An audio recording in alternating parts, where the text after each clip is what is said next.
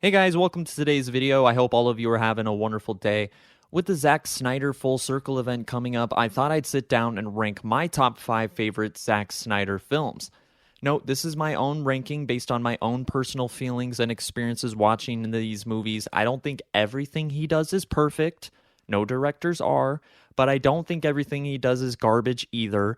But I know there's a lot of you guys that land on one side or the other, and I'd love to hear why and hear your list in the comments below.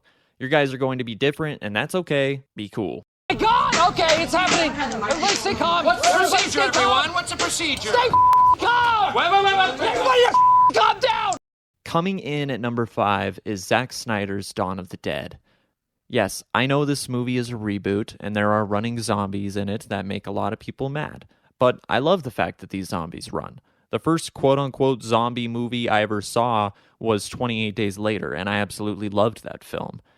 And sure, the zombie genre has maybe been overplayed by today's standard, but this movie is always one I go back to whenever I'm looking for a good zombie movie. With Zack Snyder, you know you're going to get top-notch cinematography, and really this was his truly first big project, and I think for the time he absolutely nailed it. There have been dozens of zombie movies that rode on the success of this movie as well as others before it like 28 Days Later, and certainly you can recognize some of the zombie movie tropes while watching this, although one could argue that there are better zombie movies out there. Overall, if you're a zombie movie fan, a horror fan, or a Zack Snyder fan, I think this one is absolutely a must-watch. Coming in at number 4 is Watchmen.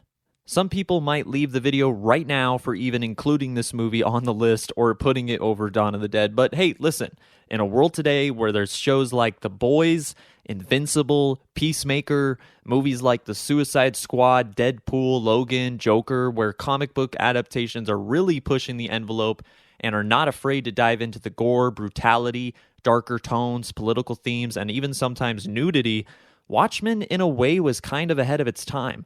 I'm not necessarily saying this film opened the door for other rated R comic book movies because it wasn't the first, but I think in today's market where audiences are constantly debating on superhero fatigue and why should they be invested into a cinematic universe when the heroes always save the day in the end, well, if you've seen Watchmen, you know it goes into all of that and more and completely turns the idea of being a superhero or even a supervillain up on its head. It makes you question if you were a superhero or had the abilities of one, would you save people?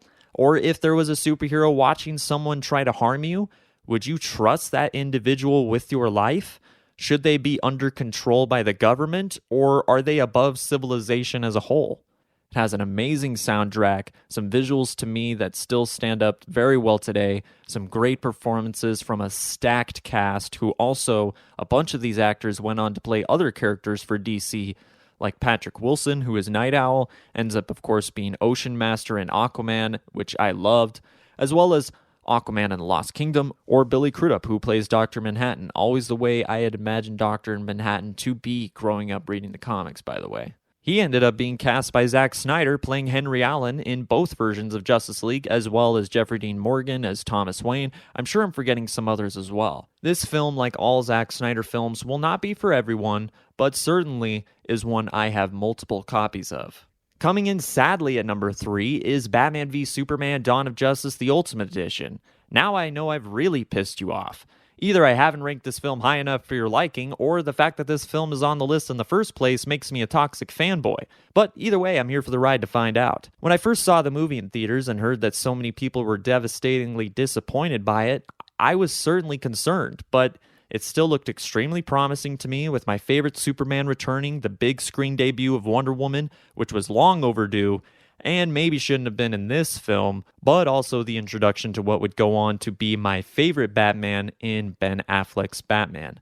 I liked the theatrical film a lot, but it felt a bit crammed, rushed, and the editing left me feeling confused, like I needed to go online and see what certain sequences meant. After watching the Ultimate Edition, once it was released, a lot of the flaws of this film were fixed just for me personally. I'm somebody that if the things a movie executes well, executes it extremely well, but has some other question marks, I still lean very positive.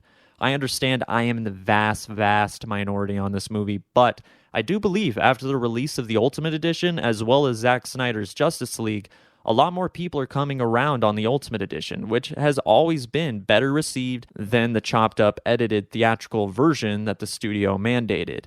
I think if this film had a DC Elseworlds label on it and the studio had less say on what and who had to be in the second film in this cinematic universe, which originally was intended to just be Man of Steel 2, then this film might have been better received. Maybe it's not the best comic book movie. Yeah, it has the Martha scene, which again, I know I'm going to get a lot of shit for this, but that scene only ever left me confused at worst, not irate, so the film wasn't ever ruined for me because of that scene. In fact, I thought Ben Affleck acted his ass off in that scene.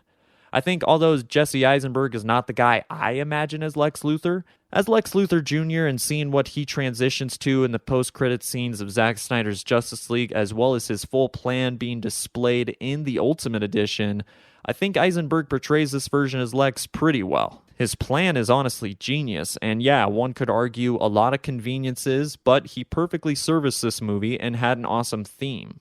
All of the returning side characters from Man of Steel, especially Lawrence Fishburne as the comedic relief, was truly perfect. Again, the introduction to this Batman, although probably should have been in a standalone movie first to establish clearly he hasn't been killing people for the last 20 years, hence the pivot in Justice League.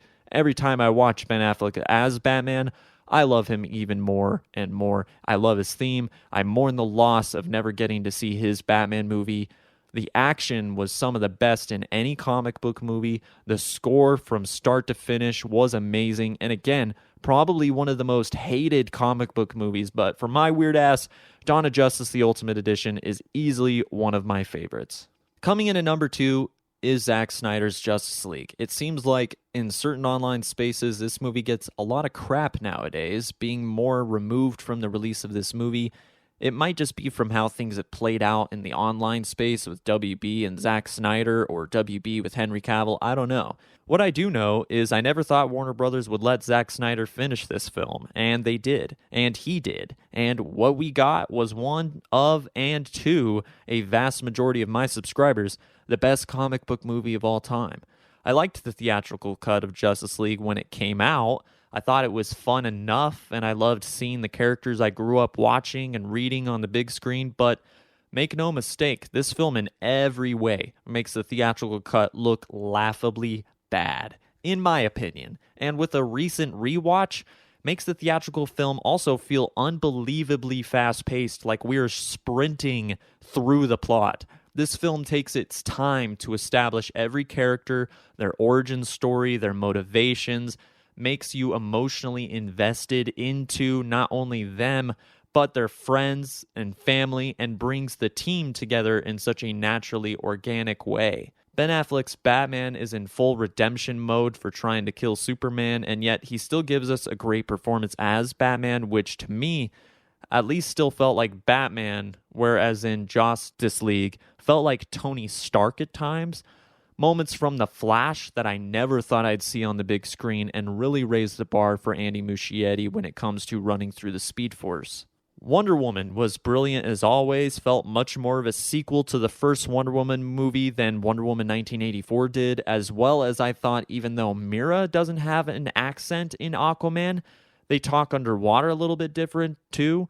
This film also felt like it was a better setup for Aquaman than Justice League was. I also loved what they did with Cyborg. It was a shame that so much of his story was shelved to begin with. Steppenwolf not only had a clear plan and motivation for his plan, but it was a familial one, which had shades of betrayal when it comes to his relationship with Darkseid. I actually think Steppenwolf is one of the stronger villains in the DCU now, and Darkseid definitely, with more screen time, could have been one of the best of the genre. This movie didn't just restore and redeem Zack Snyder's vision, but also Henry Cavill's performance as Superman. I have no idea why they decided to reshoot everything with Henry Cavill, forcing the whole mustache gate. There was absolutely nothing wrong with Henry Cavill's performance or the way the character was written. In fact, it perfectly lines up with everything we've seen in the previous two films, as well as Superman as a character. When I saw Man of Steel for the first time, I had always hoped for a Justice movie like this, and although it took a long time to get it, it was well worth the wait.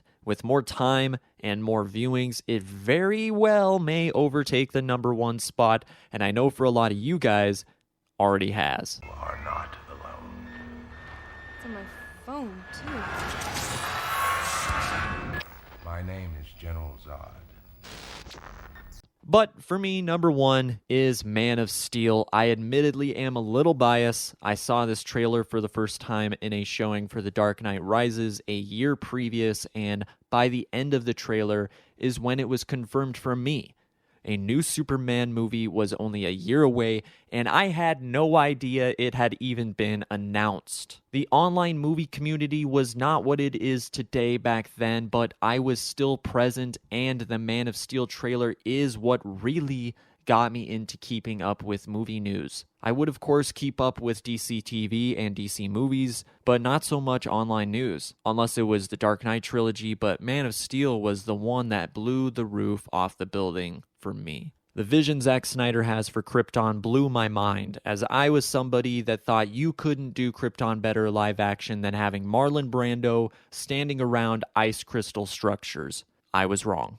Many others agreed with, hence the unrelated Krypton prequel series getting greenlit. Although I know I am in the minority when it comes to Man of Steel, and there's a lot of people that absolutely hate this movie, it absolutely blew my mind. I never got the impression that Jonathan Kent was evil and that he told his child to let other children die, but that maybe the answer to keeping his child safe from dangerous situations is to keep him out of other dangerous situations. Questions like this is what will stick with me forever. The score, which can be loud, epic, and full of hope and spectacle, also can be very quiet, somber, sad, yet optimistic. I think easily it's the best comic book movie score of all time, and that's a tall, tall order. The quiet moments of this film, like, what should I do? Just let them die? Maybe. Or can't I just keep pretending I'm your son? And you are my son, are moments that just rip my heart out. There's also a few great callbacks to Christopher Reeve's Superman, where you have Henry Cavill Clark getting kind of bullied by a trucker and retaliating in a way where Clark isn't necessarily sliding the guy down a cafe bar table necessarily, but the payback was hilariously perfect. Diane Lane is amazing as Martha Kent. Lawrence Fishburne, perfect Perry White. I could not imagine a better actor for the role. I know there's some people that aren't crazy about Amy Adams casting as Lois, but I thought she was a great choice, and I couldn't imagine a different actress alongside Henry Cavill. Feora is criminally underrated as far as DC villains go, and I really hope we get to see a little more from her in The Flash. Michael Shannon as General Zod had very big shoes to fill. We had a couple of good incarnations of General Zod on Smallville. They certainly used him a few different ways, and who, of course, could ever forget the legendary Terrence Stamp? But Michael Shannon and this movie takes the character to another level, giving him a clear established motivation and being genetically engineered for one purpose: to protect Krypton and Kryptonians. And by every means, I'm sure half of Krypton's civilization probably agreed with General Zod. So in many ways, General Zod becomes such a compelling villain when he has something to lose, but also when he doesn't. In the third act, yes, he does transition to, I'm going to destroy the planet and kill everyone one by one, but I absolutely believed he could and would. It doesn't feel campy or feel like they're going for too much. I can also empathize with the guy. I'd get destroyed even more if I didn't mention Henry Cavill, who, I'll be honest, I was worried about going into Man of Steel. I loved Christopher Reeve. I loved Tom Welling. I loved Brandon Routh. But going into this movie, and probably because it's a new actor playing a new Superman, when I wasn't ready to move on from the last one, I was a little skeptical at the first of the casting, and forgive me. I was young, and I couldn't have been more wrong. The story, the heart, the tone, the quiet moments that make me choked up, the loud action pieces where you can feel the rage of Superman after his mother's threatened, or the pain of Zod losing his people, the acting, the score, the action, you name it. I loved it. If I had to nitpick, I maybe would have thrown Jonathan Kent's voice in there during the battle that Clark had with the World Engine, just because it was in between the Smallville fight and the final fight with Zod.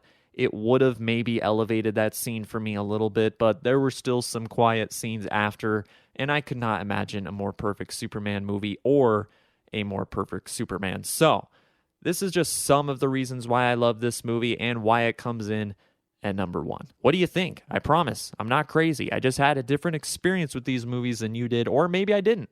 Have you stopped typing your death threats long enough to type up your top 5 list? Because I'd love to hear it. I got a feeling a lot of you guys are going to have Zack Snyder's Justice League in at number 1, which I have no quarrels and is the only movie that could maybe nudge Man of Steel one day for me. Remember, this is just some of my reasons, not all, and is just my own ranking from how these movies make me feel, but I'd love to hear some different perspectives from you guys, whether you agreed, whether you disagreed.